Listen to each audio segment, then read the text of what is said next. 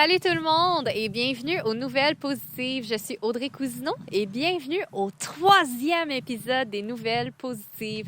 Je sais pas pour vous la gang, mais moi je suis après faire une écœurantite aiguë par tout ce qui se passe en ce moment dans l'actualité et sur les réseaux sociaux. Donc non, je suis pas là pour vous parler de choses que vous savez déjà, parce que le but des Nouvelles Positives, en fait, c'est de parler des bonnes causes, des événements, des activités locales, des entrepreneurs qui ont un produit exceptionnel à offrir ou même une histoire qui sort de l'ordinaire. Bien sûr, je voulais remercier avant de commencer l'équipe de Chromatics Productions qui sont là avec moi aujourd'hui.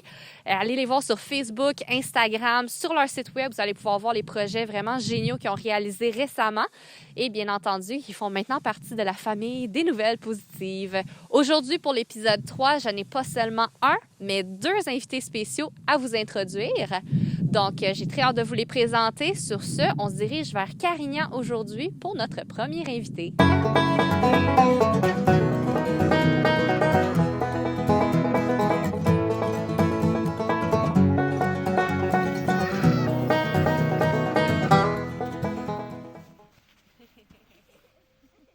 Donc aujourd'hui, on est à Carignan, on est chez Kelsey et Sarah qui nous ont accueillis chez eux. Bonjour Kelsey, bonjour Sarah. Bonjour. Salut Audrey. Donc moi et Kelsey, en fait, on s'est connus dans une autre vie, dans le temps de la restauration et des bars et les salles de réception et tout ça. Kelsey, ton parcours a quand même beaucoup changé depuis les 2 dernières années, surtout avec la pandémie. Parle-moi un petit peu de votre histoire, vous vous êtes rencontrés pendant tout ça, là. Oui, effectivement, là, classique, là, c'est sur Internet, donc Facebook Dating. C'était le printemps, on s'est rencontrés, il y avait cette fameuse pandémie qui a commencé. Fait que confinement qui oblige, ça fait maintenant 24/7 depuis plus de 2 ans qu'on est ensemble. Puis là, vous avez 3 enfants, vous avez également, vous vivez dans une superbe maison, en fait, qui date de 1928. Oui. Là, il y a eu des travaux à faire Une là-dedans. ancienne écurie, ça a même déjà été une école. C'est Ouais. sûr qu'il y avait beaucoup de travail, là. On s'approche à 100 ans, fait que il y a beaucoup de modifications pour la maison. Là, que ce soit. Absolument. Ben c'est ça, là, je vois qu'on a vos produits, en fait, tout ce qui est tout fait maison, juste devant nous. Parle-moi un petit peu de tes œufs. Tu m'avais dit que tu avais une vingtaine de poules environ dans le poulailler. Ouais, effectivement. Donc là, on voit qu'il y a plusieurs variétés un petit peu. Donc ici, on a droit aux coqs, vu que c'est en campagne. Donc on a quand même 2 coqs, une couple de poules. Et habituellement, ils pondent pas beaucoup en hiver. Puis là, ça va bien quand même. On a réussi à avoir une dizaine d'œufs par jour, de différentes couleurs puis de différentes races. Là. Fait que, Et on les a eu poussins au début. OK. Fait que là, à 8 mois, ils ont commencé à pondre. Fait que là, on a des Wyandotte, Light Sussex, Ameraucana, Easter-Egger, des rousses. Fait c'est que, ça. Un peu comme des dans le œufs jardin. colorés. J'ai vu même que vous produisiez vos propres conserves. Là, je crois qu'on a du pesto, si je me trompe pas, dans le pot juste ici. Ouais.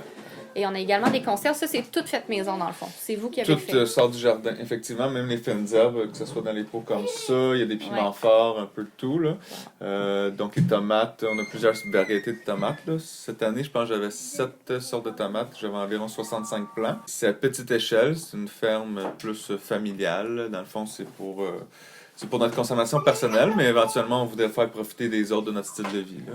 Ça va s'appeler le petit potager Ulrich Brown. Ulrich Brown. Ouais. Bon, ben c'est un projet à surveiller, ça, c'est C'est ça. sûr. Puis c'est quelque chose qui va être une entreprise familiale, j'imagine, éventuellement. Oui, la aussi. vocation principale, c'est sûr, ça se fait à partir de la maison. Fait que les deux, vous veniez de la ville. Toi, tu venais de Montréal, Moi, de Sarah. Montréal, ouais. OK. Ça a été un beau changement là, pendant la pandémie qui est arrivée dans ta vie. Là, on passe de vraiment aux extrêmes. Là. Ouais, on l'a pas trop senti en étant ici à Carignan. Là. On avait un grand espace, fait que Vraiment. c'était pas trop confiné.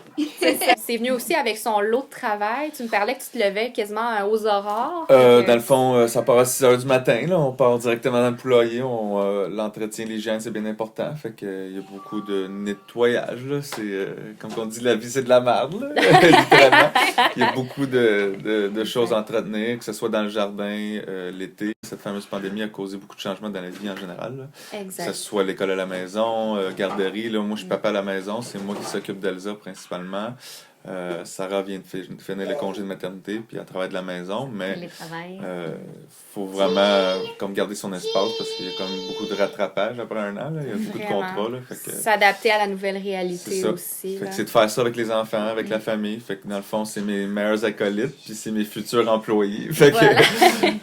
On souhaite qu'ils aiment ça. Là. Ben oui, parle-moi un petit peu du jardin. Y a combien de plantes que vous avez? Quel genre de plantes que vous voulez entretenir aussi? Sérieusement, rapidement comme ça, j'en ai au moins une vingtaine, là, comme il faut, là, incluant tous les films d'herbe. On a le permaculture aussi, donc ça, c'est des plantes qui reviennent constamment, puis ça prend de l'expansion. Un peu comme les asperges cette année, on va pouvoir finalement en profiter. Ouais. Ça prend vraiment 3 ans avant de pouvoir avoir un beau produit. Là. Donc, ça se replante elle-même, puis ça prend beaucoup plus de place. On a de l'ail. On a de l'ail que j'ai des planté aubergines. environ 300 plants. Ok, quand même. On aime bien tout ce qui est aubergines, tomates, basilic. On a Betteraves, beaucoup de sortes de fleurs. Carottes. Tout ce qui est lavande, c'est intéressant. Là. Ça amène beaucoup de vie, ça c'est sûr. Puis le but, c'est de partir tout par la graine, la semence, vraiment partir du début jusqu'à la fin. Fait qu'exemple, mettons les poireaux, il faut partir ça maintenant quasiment dans 2 semaines. Ça part des petites tiges, puis on récolte ça au mois d'août. Fait qu'à partir de février jusqu'au mois d'août, quasiment septembre, c'est vraiment un long parcours pour chaque petit objet. Là. Que ce soit même les poussins qu'on a eus, on a parti ça avec des poussins. Puis on a découvert qu'on avait 2 coqs, puis une coupe de poules, puis... on a décidé de garder ça comme ça. Là. Le fait d'avoir le privilège d'être en campagne, d'avoir des coqs, de ne pas avoir de limite au nombre de poules aussi, c'est ça qui est intéressant. Ben, c'est vraiment un beau parcours, des beaux projets qui vous attendent à tous les deux. Pour Merci. l'instant, félicitations. Ben, merci. Puis- On travaille fort. Ben oui, j'espère vraiment pouvoir assister à la suite des choses. Qu'ici, on va peut-être revenir dans quelques mois, voir la Effectivement. continuité de tout ça. Mais je vous souhaite bonne chance dans vos projets à vous deux. Mais merci beaucoup, Audrey. Donc, épisode 3, tel que promis, je vous avais dit 2 invités. Donc, ma prochaine invitée, je la nomme Julie Trahan, également connue sous le nom de la coach trotteuse. Donc, c'est la personne, selon moi, qui est le bonheur incarné. Elle commence ses chroniques dans les nouvelles positives. Donc, à chaque semaine, vous avez droit à une petite pensée ou un petit mot sur le bonheur ou des pensées positives. Donc, je vous présente la coach trotteuse.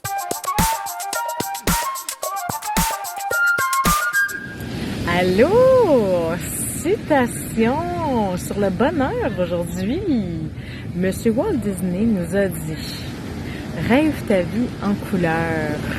Oh, c'est le secret du bonheur. » Ben, j'avoue qu'avec toute la magie qu'il a offert au monde jusqu'à présent et la continuité qu'il y en a de son œuvre, surtout menant de sa persévérance, il devait y croire pas à peu près, hein, Walt Disney à son bonheur.